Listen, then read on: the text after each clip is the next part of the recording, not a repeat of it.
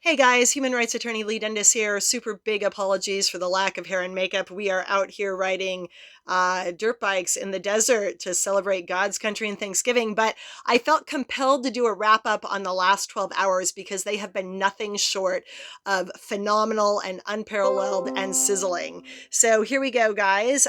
Really quickly, Sidney Powell actually filed, in case you hadn't heard, just before midnight in Georgia last night. The 104-page complaint argued, and I quote, incontrovertible evidence that the Board of Elections records demonstrate that at least 96,000 absentee ballots were requested and counted, but were never recorded as being returned to county election boards by the voter. Thus, at a minimum, 96,600 votes must be disregarded.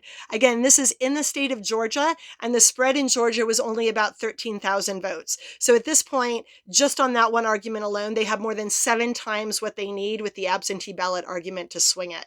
But wait, there's more, and this is where it gets really sexy. The complaint also cites, and here I go quoting again, a former electronic intelligence analyst under the 305th Military Intelligence Battalion, who declared that Dominion software was accessed by agents acting on behalf of China and Iran to monitor and manipulate elections, including the 2020 U.S. general election. Furthermore, quoting again, a former U.S. military intelligence expert analyzed the Dominion software and concluded the system and software were, quote, certainly compromised by rogue actors like China and Iran. And that's in another part of the complaint. So there we go, guys. That is some of the key highlights of that 104-page complaint. Based on that, we have the former Kansas Attorney General, who is now working solely on election fraud issues across a number of states, saying as of this morning, quote, we already have suits in 6 states, but we are filing more lawsuits based on this new data. And then it goes on and it gets really exciting.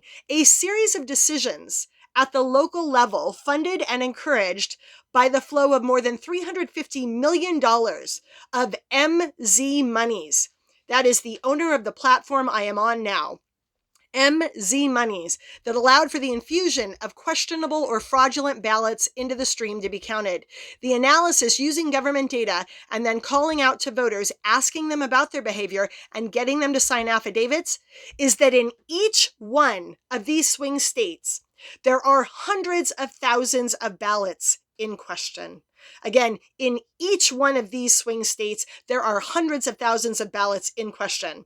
In addition to the ballots in Wisconsin, up to 150,000 of which were improperly filed and counted, we have identified over 12,000 Republicans who voted and whose votes were not counted according to the Wisconsin state data. The Wisconsin spread, guys, in case you're not familiar with it, was 20,000. So they have 12,000 Republican votes that were never counted, and they have about 150,000 improperly filed and counted, according to other affidavits there. If you want more data, go follow at Rothbard1776 at Twitter.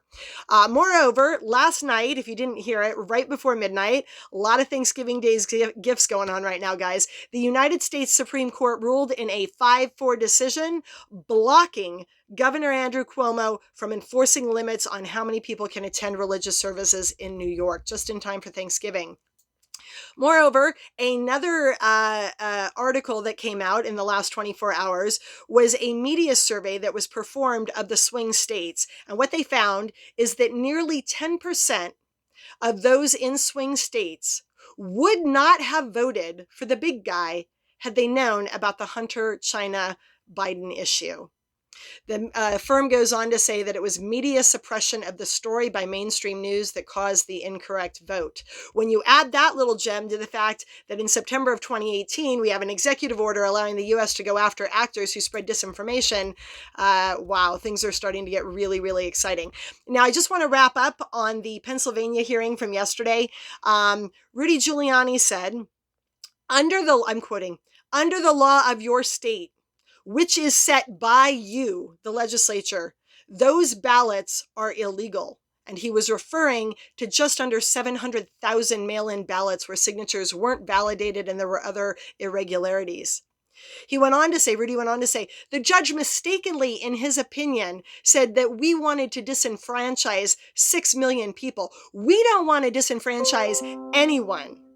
We want to disqualify 682,000 votes so that 74 million people are not disenfranchised, because that is what happened with the cheating that went on here. He then went on to say, and I'll give you another enormously puzzling statistic.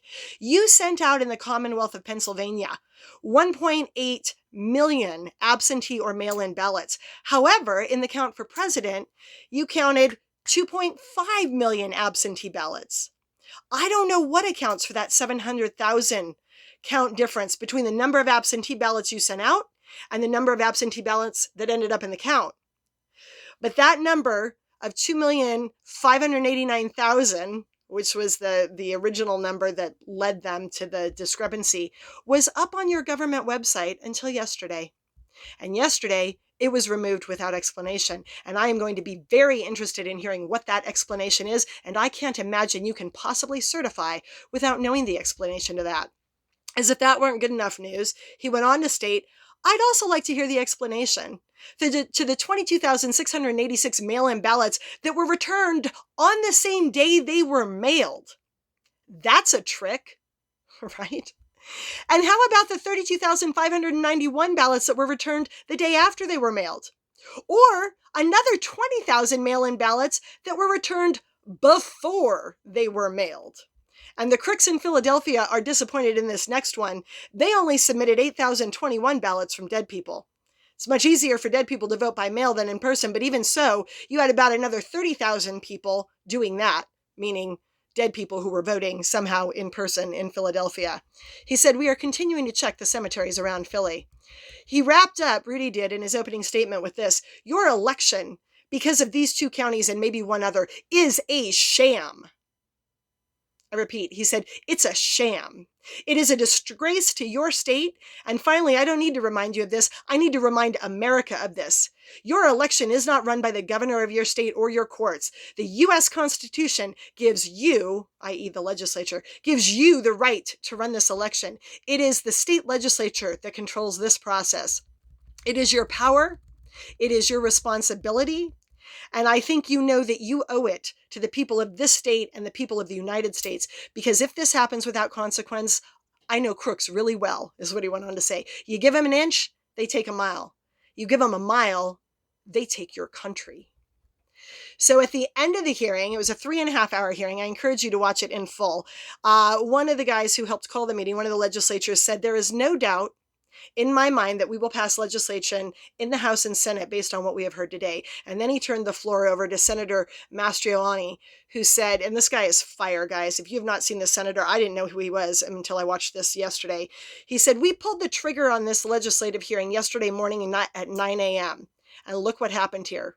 They got that hearing up and running in under 24 hours on the afternoon before Thanksgiving, folks. That is how important it was.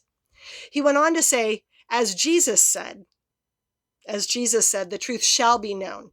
Media, you have found these witnesses that you see out here now. Do your job.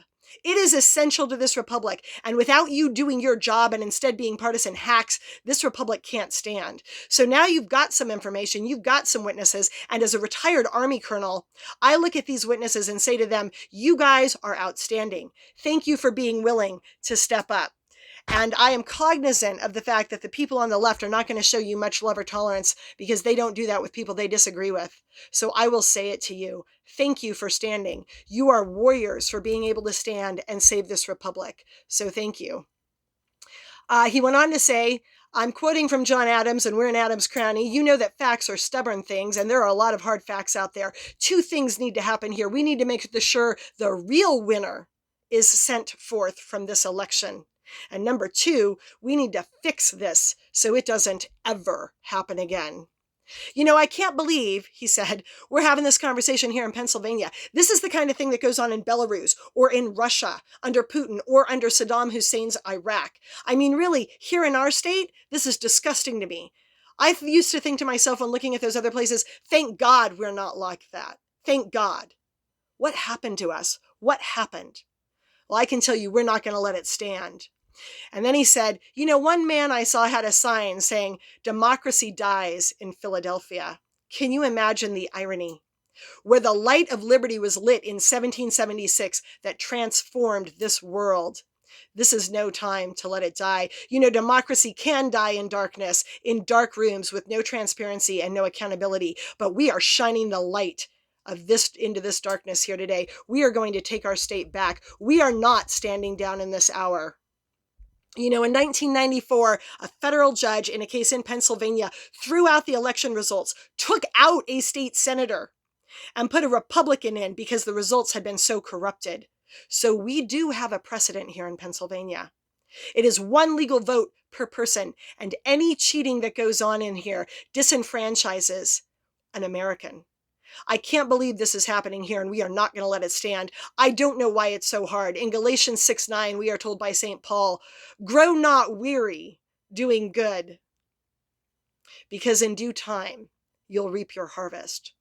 We are going to reap our harvest. The time for dithering and deliberation is over. It is time for decisive action, Senator Mastriani said. We have to protect our Commonwealth and our nation because the eyes of the world are upon us.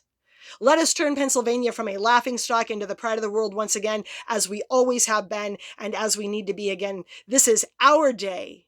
This is our hour. This is our time. So when Benjamin Franklin was asked, do we have a republic, sir, or a monarchy? Yes, Mr. Franklin, a republic if you can keep it, is what Franklin said. And Mastriani said, we are going to keep it. Can you keep it? Will you keep it? We're going to keep this republic. Thank you, and God bless you all. We stand adjourned.